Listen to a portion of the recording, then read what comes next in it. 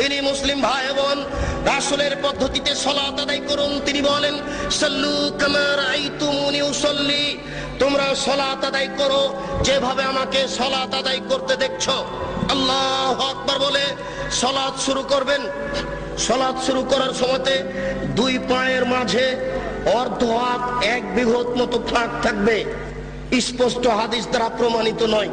পাশে আর একজন দাঁড়ালে পায়ে পা মিলিয়ে দাঁড়াতে, ভারসাম্য বজায় রাখতে যতটুকু দুই পায়ের মাঝে ফাঁকা রাখতে হয় ততটুকু রাখতে হবে।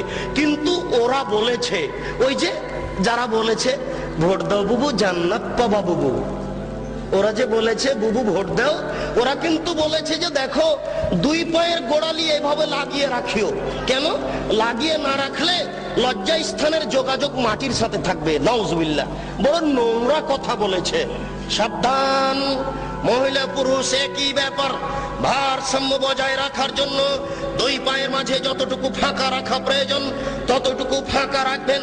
আল্লাহু আকবার বলে হাতের আঙ্গুলি জমা জমা করে কাঁধ সামনাসামনি, কাঁধের লতি সামনাসামনি হাত উঠাবেন। এইভাবে থুতনির নিচে নিয়ে আসবেন না, কান ধরবেন না। একাধিক সহিহ হাদিস কাঁধ সামনাসামনি। এই আল্লাহু আকবার বলে ডান হাতের কবজি বাম হাতের কবজির উপরে রাখবেন। আল্লাহু আকবার বলার পূর্বে কোনো শব্দ চলবে না। সশব্দে নিয়ত করলে আল্লাহ রাসূলকে অপমান করা হবে। সশব্দে নিয়ত করলে আল্লাহ রাসূলকে উপেক্ষা করা হবে। আল্লাহ রাসূলকে উপেক্ষা করে কেউ আল্লাহকে সন্তুষ্ট করতে পারবে না, এটা ভুল পদ্ধতি। অতএব আল্লাহু আকবার বলার পূর্বে কোনো শব্দ মুখ দিয়ে উচ্চারণ হবে না। জায়নামাজে দাঁড়িয়ে আল্লাহু আকবার বলার পূর্বে কোনো শব্দ মুখ দিয়ে উচ্চারণ হবে না। ডান হাতের কবজি বাম হাতের কবজির উপরে দিতে পারেন, সহিহ হাদিস।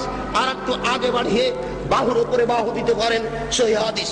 বুকের উপরে রাখবেন, নাভির নিচে রাখার 3টি হাদিস আছে যা গ্রহণীয় নয়। অতএব বুকের উপরে রাখুন। আপনি বলুন, আল্লাহুম্মা বা'id বাইনি ওয়া বাইনা খাতায়ায়া কামা বা'আতা বাইনাল মাশরিক ওয়াল মাগরিব। হে আল্লাহ, তুমি আমাকে আর আমার পাপকে অত দূরত্বে রাখো, পূর্ব এবং পশ্চিমকে তুমি যত দূরত্বে রেখেছো, পূর্ব এবং পশ্চিম যেমন লক্ষ লক্ষ মাইল দূরত্ব রয়েছে, তুমি আমাকে আর আমার পাপকে অত দূরত্বে রাখো। আল্লাহুম্মা নাক্কিনি মিনাল খাতায়া কামা ইউনাক্কা সাওবুল আবিজ মিনাদ দানাস। হে আল্লাহ, তুমি আমার পাপকে ধুয়ে পরিষ্কার করে দাও যেমন ভাবে সাদা কাপড়কে ময়লা থেকে ধুয়ে পরিষ্কার করা হয়। আল্লাহুম্মা গসিল খাতায়া বিল মাই ওয়াস সালজি ওয়াল বারাদ। হে আল্লাহ, তুমি আমার পাপকে ঠান্ডা স্বচ্ছ পরিষ্কার পানি দিয়ে ধুয়ে পরিষ্কার করে দাও। আউযু বিল্লাহি মিনাশ শাইতানির রাজিম। মারদুদ বিতাড়িত শয়তান থেকে পরিত্রাণ চাচ্ছি। বিসমিল্লাহির রহমানির রহিম। পরম দাতা দয়ালুর নামে আরম্ভ করছি। আলহামদুলিল্লাহি রাব্বিল আলামিন। বিশ্বজগতের প্রতিপালকের প্রশংসা। আর রহমানির রহিম, তিনি হচ্ছেন পরম দাতা দয়ালু। মালিক ইয়াউমিদ্দিন, তিনি হচ্ছেন বিচার দিনের মালিক। ইয়াকা না'বুদু, একমাত্র তোমার ইবাদত করছি। ওয়া ইয়াকা নাস্তাইন, একমাত্র তোমার নিকটে সাহায্য চাই। ইহদিনাস সিরাতাল মুস্তাকিম, তুমি আমাকে সোজা সঠিক পথ দেখাও। সিরাতাল্লাযিনা আন'আমতা আলাইহিম, ওই পথ তুমি দেখাও যে পথ সহজ সরল সঠিক। যাদের প্রতি তুমি দয়া করেছো, অনুগ্রহ করেছো, তাদের পথ তুমি দেখাও। গায়রিল মাগযুবি আলাইহিম ওয়ালাজ যালিন, যারা ভ্রান্ত, যাদের উপরে তুমি অসন্তুষ্ট হয়েছো, তাদের পথ তুমি দেখায়ো না। এরপরে বিসমিল্লাহির রহমানির রহিম, পরম দাতা দয়ালুর নামে আরম্ভ করছি। যে কোনো একটি সূরা। আল কারিয়া, মহা দুর্ঘটনা। মাল কারিয়া, মহা দুর্ঘটনা কি? ওমা আদরাকা মাল কারিয়া। হে নবী, আপনি কি বলতে পারেন মহা দুর্ঘটনা কি? ইয়াউমা ইয়াকুনুন নাসু কাল ফারাশিল মাবসুস, যেদিন মানুষেরা কীট পতঙ্গের নয় বিক্ষিপ্ত হয়ে পড়বে। ওয়াতাকুনুল জিবালু কালাইহিল মানফুস, যেদিন পাহাড়গুলি ধুলিত তুলার নেই একবারে বিক্ষিপ্ত হয়ে আকাশে উড়ে যাবে।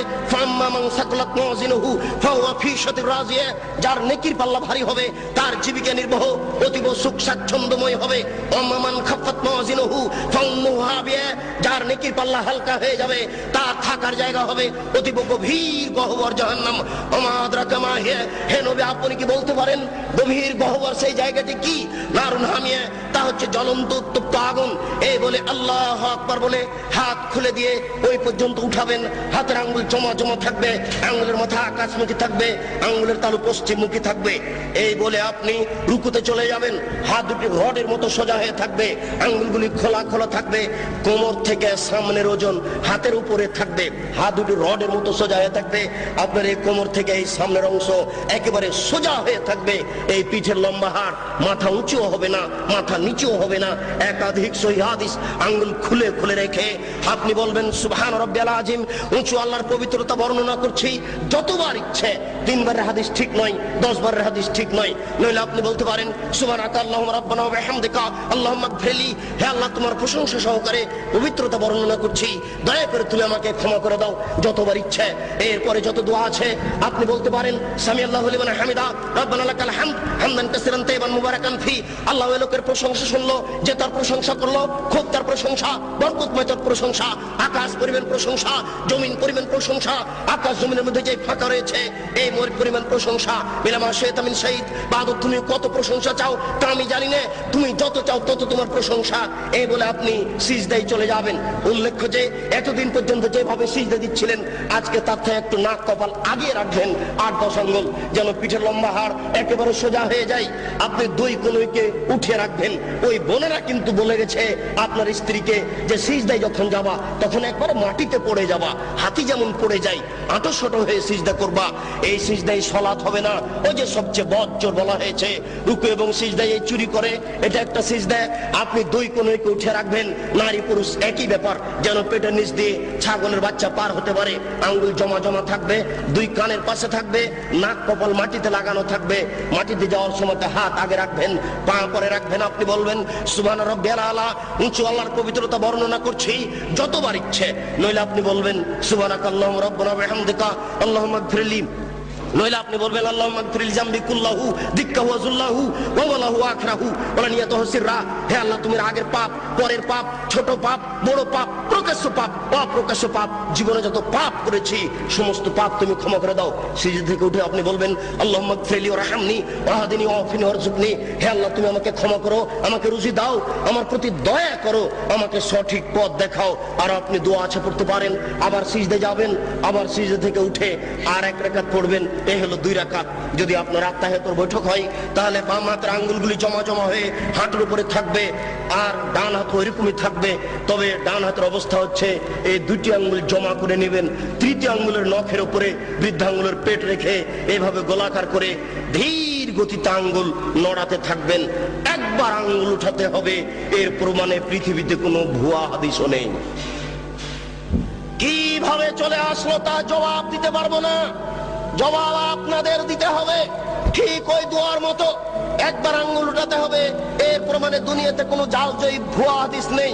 অবিরাম ধীর গতিতে আঙ্গুল নড়াতে হবে। সালামের বৈঠক হয় যদি তাহলে বাম পাকে ডান দিক দিয়ে বের করে দিবেন, নিতম্ব মাটির উপরে রেখে দিবেন, এটাই শরীয়ত। এরপরে আপনি বলবেন আত্তাহিয়াতু লিল্লাহি ওয়াস সালাওয়াতু তাইয়্যিবাতু, সমস্ত ইবাদত আল্লাহর জন্য। আসসালামু আলাইকা আইয়ুহান নবিয়্যু, হে নবী আপনার উপরে শান্তি অবতীর্ণ হোক। আসসালামু আলাইনা ওয়া আলা ইবাদিল্লাহিস সালিহিন, শান্তি আমাদের প্রতি হোক, ভালো বড় মানুষের প্রতি হোক। আশহাদু আল্লা ইলাহা ইল্লাল্লাহ, আমি সাক্ষ্য দিচ্ছি আল্লাহ ব্যতীত কোনো মাবুদ নাই। ওয়া আশহাদু আন্না মুহাম্মাদান আবদুহু ওয়া রাসূলুহু, আমি সাক্ষ্য দিচ্ছি মুহাম্মদ সাল্লাল্লাহু আলাইহি ওয়াসাল্লাম তার রাসূল, তার দাস। আল্লাহুম্মা সাল্লি আলা মুহাম্মাদ ওয়া আলা আলি মুহাম্মাদ কামা সাল্লাইতা আলা ইব্রাহিম ওয়া আলা আলি ইব্রাহিম ইন্নাকা হামিদুম মাজিদ। হে আল্লাহ তুমি মুহাম্মদ সাল্লাল্লাহু আলাইহি ওয়াসাল্লাম ও তার বংশধরের প্রতি শান্তি অবতীর্ণ করো, যেমন ভাবে ইব্রাহিম আলাইহিস সালাম ও তার বংশধরের প্রতি শান্তি অবতীর্ণ করেছো। তুমি প্রশংসনীয়, তুমি জ্ঞানী। আল্লাহুম্মা বারিক আলা মুহাম্মাদ ওয়া আলা আলি মুহাম্মাদ কামা বারাকতা আলা ইব্রাহিম ওয়া আলা আলি ইব্রাহিম ইন্নাকা হামিদুম মাজিদ। হে আল্লাহ তুমি মুহাম্মদ সাল্লাল্লাহু আলাইহি ওয়াসাল্লাম ও তার বংশধরের প্রতি বরকত নাজিল করো, যেমন ভাবে ইব্রাহিম আলাইহিস সালাম ও তার বংশধরের প্রতি বরকত নাজিল করেছো। তুমি প্রশংসনীয়, তুমি জ্ঞানী। আল্লাহুম্মা ইন্নী যালামতু নাফসি যুলমান কাসীরা, হে আল্লাহ জীবনে খুব পাপ করেছি, ফাগফিরলি, দয়া করে আমাকে ক্ষমা করে দাও। মাগফিরাতাম মিন ইনদিক, ক্ষমা একমাত্র তোমার পক্ষ থেকে হয়ে থাকে। ওয়ারহামনি ইন্নাকা আনতাল গাফুর রহিম, তুমি যে দয়াশীল, তুমি যে ক্ষমাশীল, তুমি দয়া না করলে, তুমি ক্ষমা না করলে আমাকে কে ক্ষমা করবে? আল্লাহুম্মা নাউযু বিকা মিন আযাবি জাহান্নাম, আমি তোমার নিকটে জাহান্নামের শাস্তি থেকে বাঁচতে চাচ্ছি। ওয়া নাউযু বিকা মিন আযাবিল কবর, তোমার নিকটে কবরের শাস্তি থেকে বাঁচতে চাচ্ছি। ওয়া নাউযু বিকা মিন ফিতনাতিল মাসিহিদ দাজ্জাল, আমি দাজ্জালের ফিতনা থেকে তোমার নিকটে বাঁচতে চাচ্ছি। আল্লাহুম্মা নাউযু বিকা মিন মাসাবাল মাগরাম, কর্জ বড় পাপ থেকে তোমার নিকটে বাঁচতে চাচ্ছি।